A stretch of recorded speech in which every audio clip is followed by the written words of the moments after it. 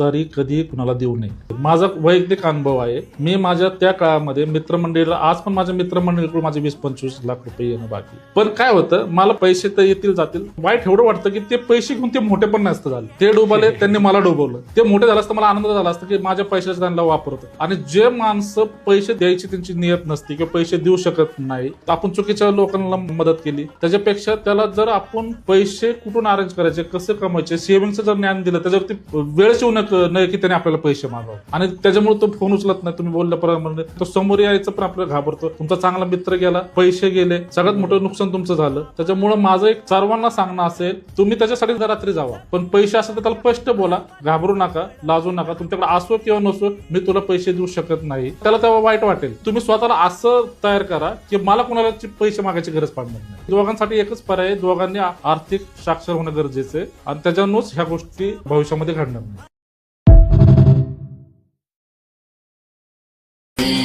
श्रीं कुबेराय अष्टलक्ष्मी मम ग्रहे धनं पुरय पुरय नमः।